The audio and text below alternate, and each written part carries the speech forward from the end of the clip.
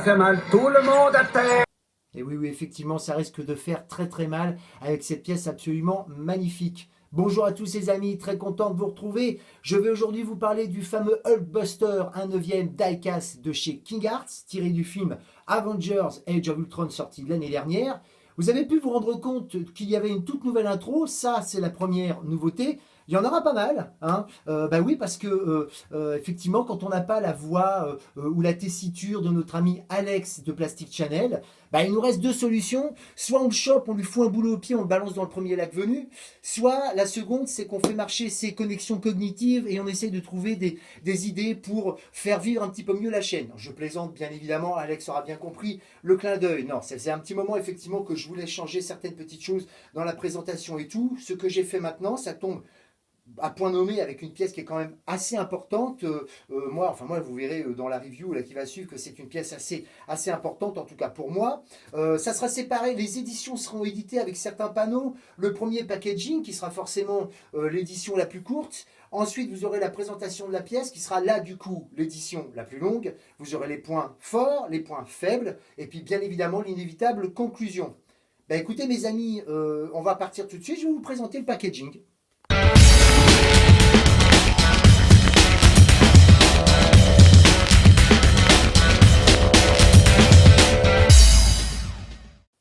Voilà, donc le packaging, alors très rapidement, un petit tour de la boîte qui est plutôt joli, hein, à l'instar de ce que peut faire éventuellement Hot Toys et de ce que fera Hot Toys pour le Buster quand il sortira dans quelques semaines, avec un petit attrait sur cette petite boîte, je vais vous le montrer tout de suite.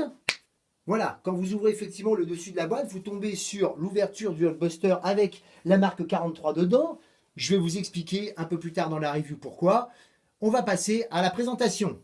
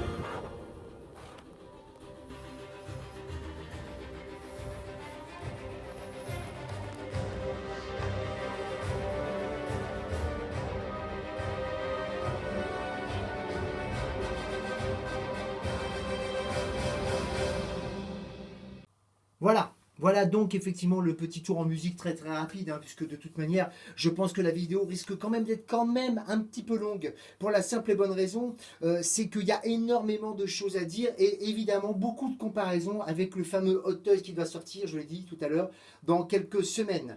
Alors, trois choses importantes déjà. La première différence qu'il y aura avec le Hot Toys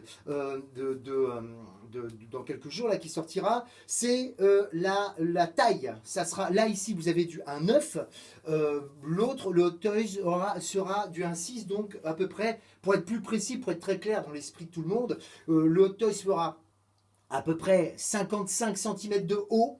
Hein, je crois que je suis au max, là, 54, 55. Et celui-ci fait 41 cm de haut. Autrement dit, pas grand-chose de plus. C'est toujours ça, mais ça fait une quinzaine de centimètres de plus. Bon, ça fera déjà une belle bête, hein, on est bien d'accord. Mais on est encore une fois sur du 1,6. Là, c'est du 1,9. Donc ça, c'est la première chose. La deuxième chose, c'est que celui-ci, c'est du diecast. Diecast, pour ceux qui ne savent pas, si vous savez, les armures en métal. Alors attention, qui dit diecast, c'est pas non plus une chape de plomb. Accessoirement, il faut savoir que cette pièce-là que vous voyez là, la pièce seule, fait quand même 2,8 kg, 2,87 kg exactement, puisque je l'ai pesé. Et pour vous donner une idée, hein, un 1,6 en diecast de chez Hot Toys, ça fait à peu près 800 grammes. Alors, ça ne veut pas dire non plus qu'il est blindé de métal. Évidemment, tout n'est pas en métal et 90, on va dire 80% doit être en plastique. Mais bon, c'est comme pour les armures, on se doute bien que bon, ils vont pas nous mettre un truc super lourd dans la poche. Malheureusement, ça sera comme ça. La troisième chose, et là c'est pour moi la plus importante, le Hot Toys sera à 800 €, voire plus, Celui-ci est à 549 € que j'ai eu, comme d'habitude, chez mon ami Marc de chez Figurine Collector, que je salue au passage. Voilà, donc mine de rien, à peu près 300 € d'économie si vous prenez ce modèle-là. Alors, après, je sais qu'il y a des gens, et là je fais une petite parenthèse, on en avait parlé notamment de la marque 45, là, quand elle est sortie en 1.6. Moi, j'avais trouvé super cher, pour pas grand-chose, parce qu'encore une fois, c'est pas numéroté. C'est pas le cas du King Arts, bien évidemment, mais c'est pas numéroté. Hot Toys, on sait pas vraiment ce qui se porte, tout ça. Alors, le travail n'est pas vraiment à remettre en cause, mais plus ça va, et plus les prix augmentent. Et puis, ils augmentent pas qu'un peu. Donc, la question est peut-être venue de se poser, maintenant qu'on sait qu'il y a d'autres fabricants, et que ces fabricants-là, on peut les avoir en France, il n'y a pas de raison de ne pas piocher ailleurs. Attention, je ne dis pas que le King Arts, Iron Studio ou d'autres fabricants font que des choses bien, je n'irai pas jusque-là, mais je peux vous assurer que c'est quand même une question, enfin c'est une variable à mettre dans l'équation en attendant. Voilà, écoutez, je vais faire juste une petite édition pour vous mettre les light-up en avant et vous expliquer un peu mieux le pour et le pourquoi de la pièce. Voilà, les light-up allumés, mais je vais quand même me rapprocher pour que vous voyez bien. Alors, vous voyez que ce sont des light-up assez puissants.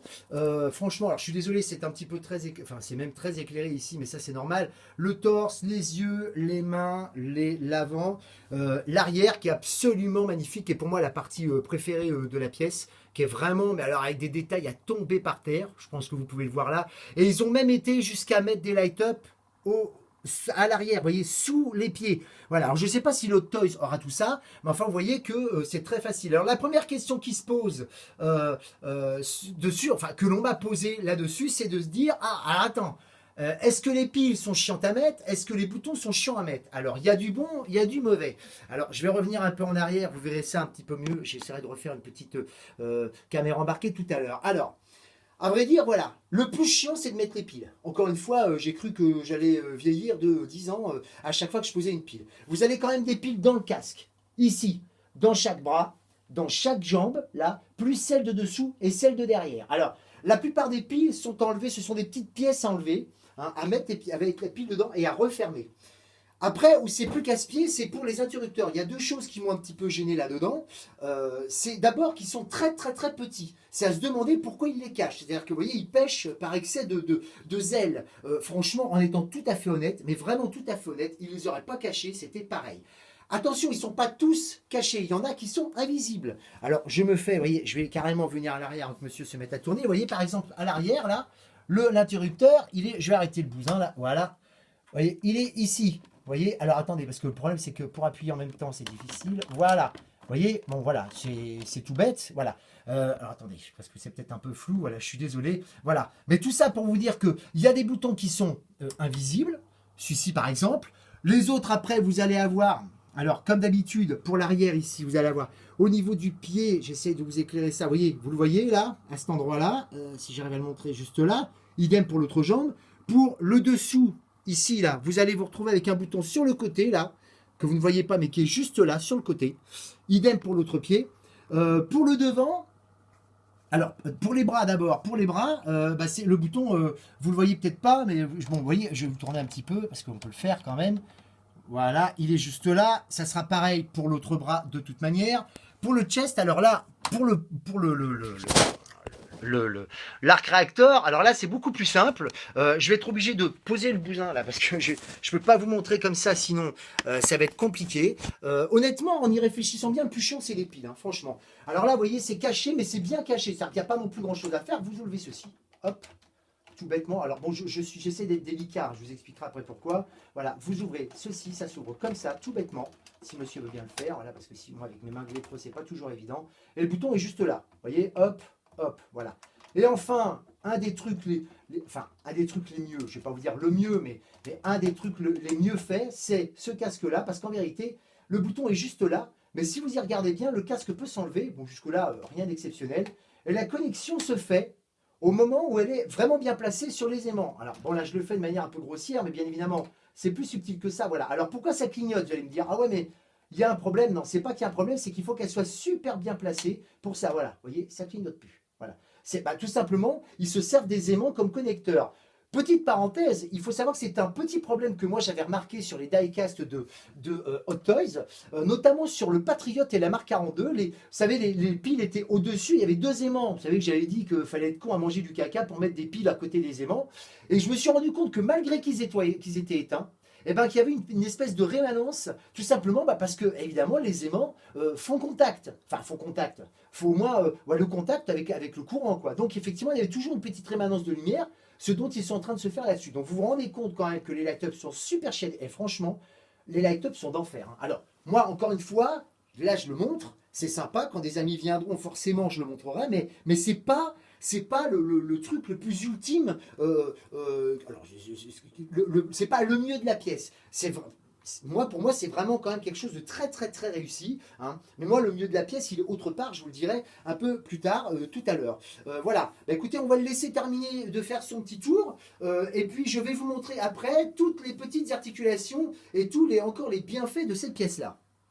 Voilà, j'ai changé un petit peu de pause pour que vous voyez qu'effectivement il y a quand même pas mal de choses à faire. De toute manière, je vais vous montrer les articulations après, mais en vraiment, alors qu'il il arrêtera de bouger, et puis parce que je ne pourrais pas tenir l'appareil et vous montrer les articulations en même temps. Donc j'essaierai d'être un peu cohérent. Oui, une petite chose encore pour les piles. Alors je ne sais pas exactement combien de temps elles vont durer tout ça, c'est pour ça que je les ai éteintes. Voilà, bon après, j'espère que ça ne fera pas le même problème qu'on avait sur le Dark Valor ou sur la Mark 43 qui s'usent dans l'espace de deux jours, alors qu'on les utilisait quasiment pas. Non, voilà. Ça, c'était pour les piles. Je vais commencer à vous dire, par exemple, un gros défaut. Le gros défaut pour moi de cette pièce-là, c'est la peinture.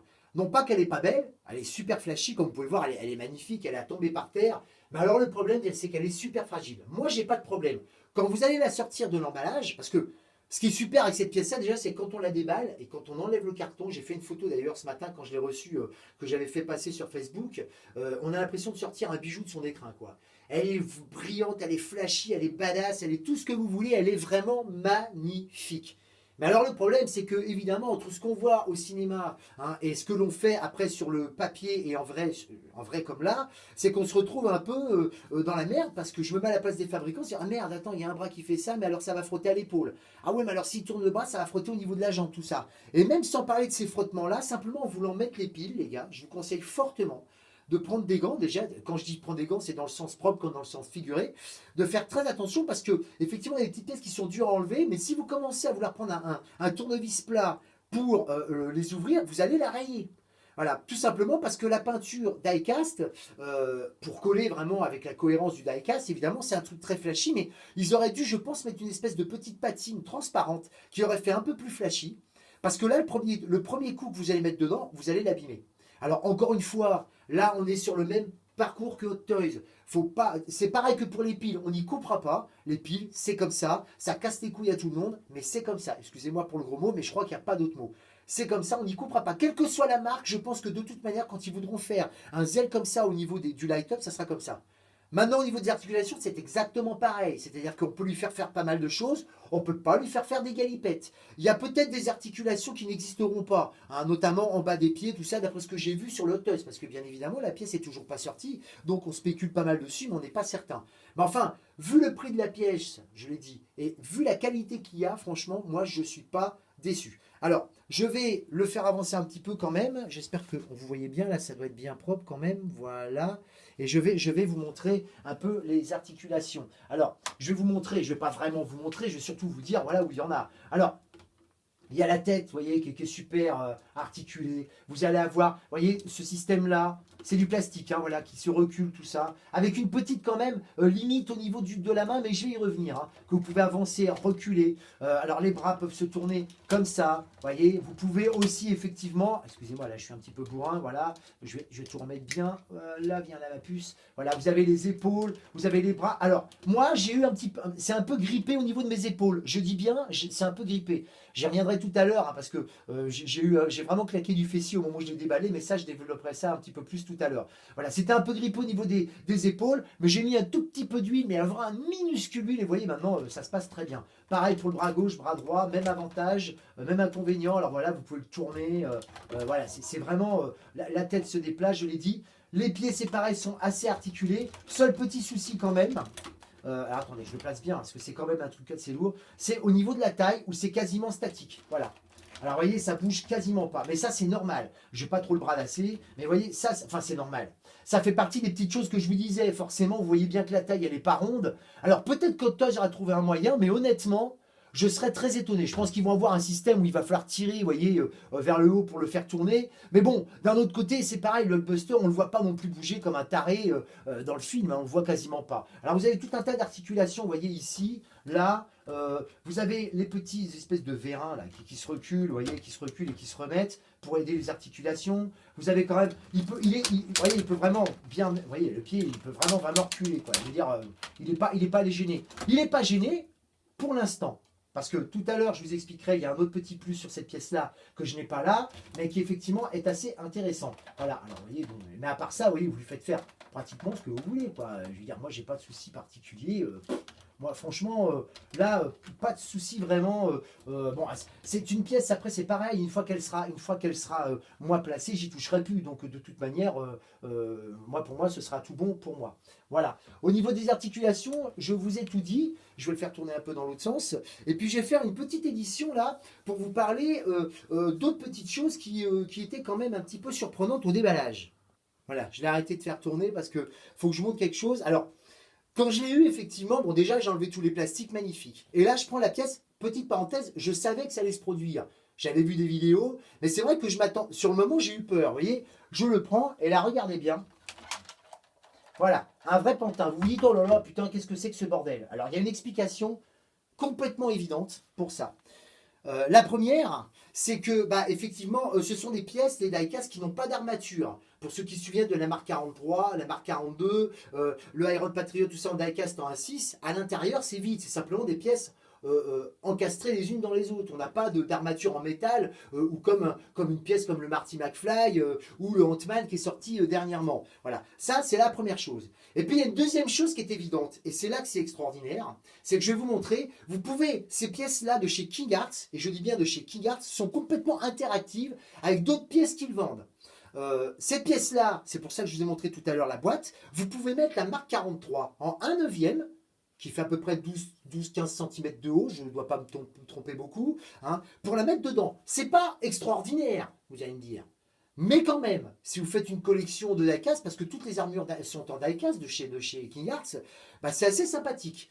Je vous en parlerai plus quand j'aurai quelques temps, quand j'aurai la pièce dans quelques temps, parce que je sais qu'elle doit arriver chez Marc, mais bon, elle arrivera, je pense, cet été, donc on aura l'occasion de se reparler d'ici là. Mais je vais montrer point par point comment ça se démonte, en commençant d'abord par la tête. Voilà, comme vous pouvez voir, le casque se soulève, bien évidemment, donc vous l'enlevez, c'est tout aimanté, hein. Vous posez. Après, vous allez enlever cette petite pièce-là, qui est aussi très facile à enlever. Voilà. Après, vous soulevez ces petits loquets ici, comme j'ai fait tout à l'heure, aux deux endroits. Hop et hop. Vous rabaissez ça, et vous enlevez ceci. Toujours aimanté. 1 et 2. Vous avez vu, c'est enfantin. Et puis enfin, vous enlevez ceci. Hop. Et là, je vais m'avancer, vous allez comprendre pourquoi effectivement ça se balade comme ça. Hop, j'espère que je vais pouvoir vous le montrer. Vous vous rendez compte qu'effectivement, oh là là, je suis en pleine lumière. Attendez, je vais le faire tourner, ça va être un petit peu plus facile, je pense. Regardez, c'est complètement creux. Voilà. Alors, deux choses à savoir. Quand une fois que vous avez mis la pièce dedans, il faut savoir que vous êtes limité au niveau des articulations, au niveau des hanches. Bon, ça a été noté sur plusieurs vidéos, mais entre nous, c'est pas dramatique non plus. Hein. C'est sûrement pour faire une espèce de petit, pas diorama, mais voilà, c'est une espèce d'interaction avec d'autres pièces qui existent. Donc, vous voyez, c'est plutôt pas mal. Enfin, c'est plutôt pas mal. C'est sympathique, tout ça. Petite chose d'ailleurs par rapport aux Hot Toys, encore une fois, on a vu quelques photos avec une tête de Mark 43 dedans. Je crois que ça sera simplement une pièce avec les épaules et la tête. On est bien d'accord. Peut-être que, parce que je ne pense pas qu'on puisse mettre une 1.6 dans celle de Hot Toys. Ça, je pense que ça ne sera pas faisable. Par contre, l'intérieur m'a l'air plus habillé, et notamment au niveau du casque là. Je sais pas, je vais me rapprocher là, je ne sais pas si je peux le faire voir, si ça se voit bien. Voilà, bon, c'est assez succinct. Alors, à savoir que le casque se soulève aussi comme ça, hein, bien évidemment, vous voyez, donc pour vous dire que quand même, ils ont pensé à tout. Mais c'est vrai que, vous voyez, quand vous regardez à l'intérieur, c'est un peu grossier, si vous voulez. Mais enfin, bon, c'est pas dramatique. Moi, ça m'a pas dérangé plus que ça. Franchement, j'ai reposé le petit truc là. Ça m'a franchement pas dérangé plus que ça. Non, c'est une pièce qui est quand même vachement bien foutue. Ils ont quand même pensé à plein de choses. Bon, c'est 550 euros, mais franchement, ils ont quand même pensé à plein de choses, hein.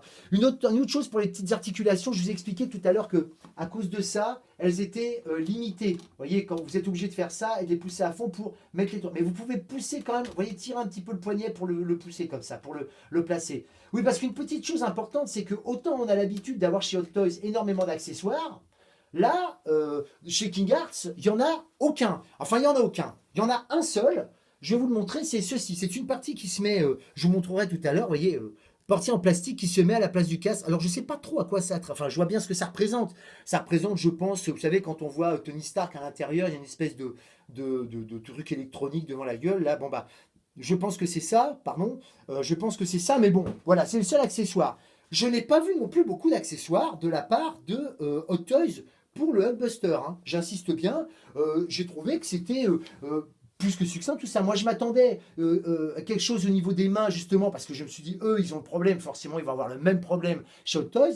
Et apparemment, bah, j'en ai pas vu. Mais encore une fois, la pièce n'est pas sortie. On en saura plus quand ils seront sortis. Voilà. Bah écoutez, je vais rafistoler tout ce petit truc-là. Et puis, bah, je vais peut-être commencer à vous parler des points forts de la pièce.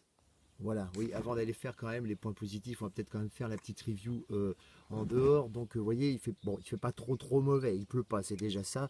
Voilà, donc vous voyez un petit peu quand même en plein air ce que ça donne, très brillant. Vraiment magnifique, les détails. Enfin, moi, franchement, honnêtement, je suis pas du tout déçu. Je vous l'ai dit, hein, c'est pas un problème les articulations, hein, je le répète souvent. Si vous voulez, on a le problème puissance 10 qu'on peut déjà avoir les 1 quart, les 1,6 sur Hot Toys ou sur autre pièce, sur une autre marque, hein. Alors le rouge est très rouge en vérité, hein. Là vous vous rendez pas bien compte parce qu'on est en plein air et vous avez bien vu que quand même le rouge est très rouge, très brillant. Ça sera peut-être aussi une contenance importante par rapport au Hot Toys, hein. C'est-à-dire que le Hot Toys aura un ton un peu plus passé, un petit peu plus, on va dire, weathering. Mais enfin, vous voyez, regardez les détails. Il y a même des détails au niveau de la peinture et du paint, tout ça, au niveau des frottements, des engrenages et tout. Non, ils ont vraiment pensé à tout. Non, c'est une pièce. Attendez, je vais vous reculer un peu. Non, mais franchement, elle est vraiment pas mal. Alors, je vais essayer de trouver une pièce, un 6 pour que vous voyez un petit peu la différence de taille quand même. Voilà, bon, j'ai pris Batman parce que j'avais la flemme de descendre dans l'autre pièce, mais enfin, vous voyez, je vais faire tourner la pièce, vous vous rendez bien compte quand même de la différence de taille. Alors, ça, c'est du 1,6, hein, le Batman, bien sûr, c'est le Batman Returns de Hot Toys. Et là, vous voyez, bon, c'est du 1,6, je le répète, le Hulkbuster, c'est du 1/9. Voilà. Donc, vous voyez que quand même, le truc est assez sympathique. C'est quand même plutôt bien fait. Vous voyez, je vais l'enlever maintenant pour vous montrer quand même le reste. Mais je le répète, vous voyez, en plein air, on voit vraiment mieux les détails. J'ai essayé de me rapprocher tout à l'heure quand j'étais dans la salle, mais c'est quand même plus pratique dehors. Et c'est plus visible, vous voyez. Et puis même les angles, enfin, je veux dire... Non, mais vraiment, une fois qu'on a commencé à la manipuler, on se rend bien compte que bon, on peut quand même faire quand même pas mal de choses. Puis je le répète, hein, les détails et tout le light-up, enfin voilà quoi. Donc voilà. Bah écoutez mes amis, cette fois-ci, on est vraiment parti pour les points positifs.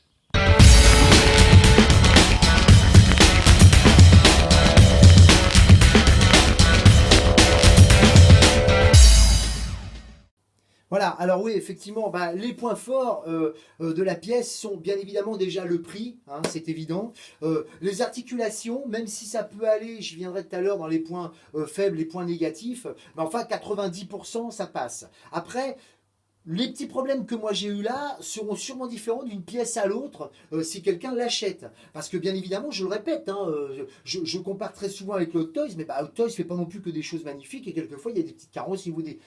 si c'est pas le HS, ça va être une épaule qui va être mal mise. Rappelez-vous ce que j'avais dit sur le Boba Fett pendant ma review, j'en avais pas parlé, puis quelques temps plus tard j'ai vu chez un ami que beaucoup de gens en fin de compte avaient ce problème de l'acheter au niveau de petites faiblesses au niveau du coude, ce qui fait que dès qu'on lui mettait un flingue dans la main, la main se baissait. Donc c'était quand même assez casse-pied. là, c'est pareil, il y a des pièces qui sont, vous voyez, qui sont très faciles à bouger, puis d'autres qui sont un petit peu plus dures, d'autres qui sont un peu plus lâches, vous voyez, par exemple celle-là, mais enfin, ça tient, vous voyez, il n'y a pas de problème non plus particulier. Cependant, ça fait partie quand même des choses positives de la pièce. Là, bon, je l'ai dit, j'ai parlé du prix. Le deuxième, c'est le light-up. Vous avez vu un peu le light-up, il est absolument magnifique. Bon, même moi, qui ne suis pas un fan d'allumer les light-up sans arrêt de ma Iron Man ou des autres pièces, j'avoue que celui-ci, et moi, ce que j'adore, c'est le light-up de l'arrière. Je trouve l'arrière, attendez, hop là, si monsieur bien s'arrêter de tourner, absolument magnifique. Il y a des détails et tout. Alors, ça se voit peut-être pas bien là, hein, en vérité. Je sais pas si vous le voyez, mais en vérité, malgré qu'il soit très puissant, on voit encore les détails hein, des tuyères, des réacteurs et tout. Hein. Non, non, franchement, c'est un super truc de ce côté-là. Il n'y a pas de problème là-dessus. Un autre avantage aussi, c'est bien évidemment le die-cast. Là, forcément, ça donne une pêche à la pièce qui est absolument magnifique. Attention, je dis pas que encore le paint du Hot Toys sera mauvais, je pense pas, mais il y aura peut-être un côté plus weathering, tout ça, puisque comme ils se battent là en Afrique du Sud, il y a un peu de poussière, de gravats partout. Voilà. Là, elle est vraiment clean comme moi j'aime bien, et franchement, c'est vraiment un bonheur. Voilà. Ça, c'était pour les côtés positifs. Il y en a. Alors, un autre petit coin positif que j'ai oublié de vous dire par rapport aux interactions de cette pièce-là, il y a une autre pièce qui va sortir. Alors, j'ai pas trop encore compris si c'est avec un Hulk ou un œuf, ou si la pièce sera à part. C'est le Jackhammer. Le Jackhammer, vous savez, c'est le fameux bras gauche qui est détruit par le Hulk, qui se reconstruit. Et là, vous savez, il y a le fameux coup de poing où il dit faut que tu dormes, faut que tu dormes, faut que tu dormes. Et bien, ce bras-là peut s'acheter à part. Alors, il faut démonter celui-ci, mais qui est extrêmement facile. Je mettrai une vidéo à ceux qui me la demanderont. Vous avez une vis à enlever, vous remettez la pièce. Alors, est-ce qu'elle sera mécanique et tout, avec le fameux retour, comme il y a sur certains jouets Mattel? Bah, je ne sais pas. En attendant, toujours est-il que ça va exister. Il sera vendu avec l'espèce de satellite, j'ai oublié le nom qu'il lui donne dans le film là. Vous savez, le fameux satellite qui amène justement le Hulkbuster sur Terre. Et théoriquement, moi j'avais vu qu'il était vendu avec le Hulk. Voilà, en 1/9 pour faire une espèce de diorama. Bon, alors je ne sais pas si ça sera fait. Pour l'instant, c'est pas encore sorti. Je vous raconterai ça dans quelques temps, si jamais il sort, pour que je puisse me le payer. Voilà. Ben écoutez, mes amis, je vais passer au point, malheureusement, négatif.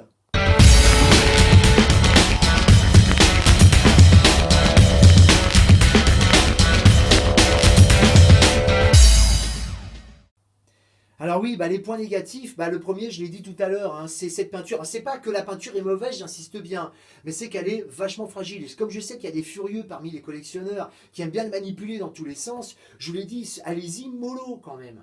Hein, c'est valable, je me rappelle, j'avais dit pareil à l'époque de la Mark 42, il y a 2 ans quand elle était sortie, parce qu'il y avait un gros brouhaha, parce que tout le monde avait eu un nouveau système, vous savez, pour écarter les épaules, il y en avait qui avaient eu des pets, tout ça, puis en fin de compte, on s'est rendu compte que c'est mort dans l'œuf, parce que c'était bien évidemment des gens qui étaient complètement bourrins. Donc, il faut faire attention, parce que certes, effectivement, vous allez avoir un souci si vous la manipulez mal, vous allez vous retrouver avec une pièce qui sera endommagée. Ce sera dommage. Je ne parle pas de pièces cassées, là. Hein. Alors là, après, si vous les cassez, c'est votre problème. Mais je parle vraiment de frottement. Je vais faire une petite caméra embarquée, je vais vous montrer. Vous voyez, les frottements, ça peut aller être par exemple juste là, vous voyez, juste là-dessous. Ça se voit pas trop. Ça peut être parce que vous êtes en train d'armer cette pièce-là, vous voyez, et puis bah, vous vous rendez pas compte que crac, ça va taper ici. Voilà, c'est des choses. Bon, il y a une différence entre ce qu'on voit, je le répète, hein, ce que l'on voit au cinéma, et une fois qu'on l'a fait sur le papier, de faire la pièce. Hein. On n'est pas la technologie Iron Man n'existant pas encore. Bah forcément, il y a quelques petites carences. Donc,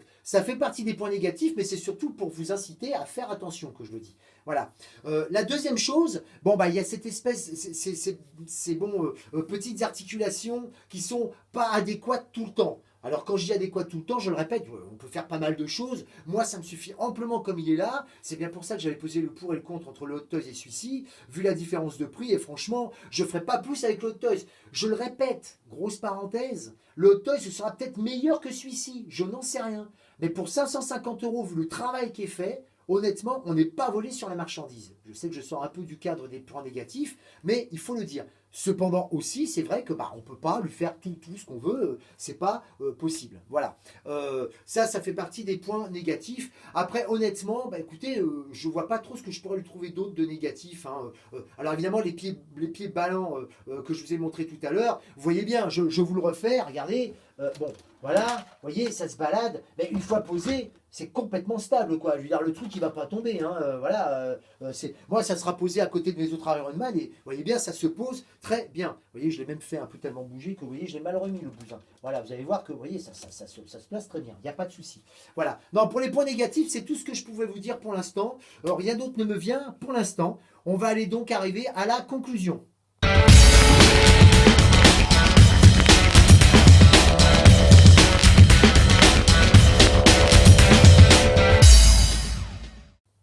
Voilà, un grand hurrah donc pour notre Hulkbuster 1/9 en diecast de chez King Arts.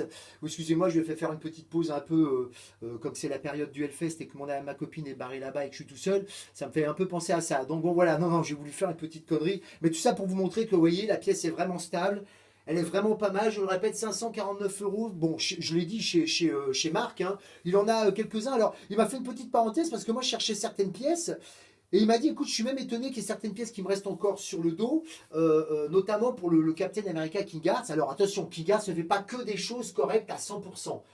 J'en ai parlé avec, je crois que c'était Olivier Armageddon, il me semble, qu'il me dit, voilà, bah écoute, moi j'étais très déçu de telle et telle pièce. Alors autant pour l'une, j'étais complètement d'accord avec lui, d'abord parce que je ne l'avais pas vu, qui étaient les arcs réacteurs, qui étaient tout en plastique, tout ça. Chose qui va être réparée d'ailleurs, petite parenthèse, hein, où j'ai vu qu'ils allaient ressortir les arcs réacteurs en taille réelle et en diecast. Mais maintenant, à côté de ça, bon, moi j'ai 3 pièces de chez King Arts, hein, le Iron Patriot, dont je suis très content. Hein, je sais que certains vont me dire, bah ouais, mais à ce moment-là, pourquoi tu le vends? Bah, je le vends simplement parce que j'ai 2 grosses pièces qui vont arriver et qu'il faut faire un choix, mais j'en suis très content, la pièce est magnifique. J'ai acheté aussi le fameux bouclier Captain America Life Size, qui, même s'il avait quelques différences par rapport à l'original, était quand même largement suffisant pour moi. Et puis bah, vous le voyez, notre ami Hulkbuster en 1/9 qui est absolument magnifique. Et ça sera encore mieux quand j'aurai la marque 43, quand je pourrai faire la review. Voilà. Bah écoutez mes amis, je sais que la vidéo a duré pratiquement 30 minutes. J'espère que ça n'a pas été trop long pour vous. J'espère que les petits aménagements que j'ai faits, ça vous aura plu. Vous n'hésitez pas à me laisser vos messages, tout ça. Vous verrez que bon, bah, j'essaierai de répondre assez rapidement. Et puis, bah, écoutez, j'espère que ma foi, cette review vous aura plu et vous aura incité à prendre cette magnifique pièce de chez King Arts. Bah, écoutez, mes amis, je vous laisse. On va se retrouver très bientôt de toute manière. À plus tard pour la prochaine vidéo.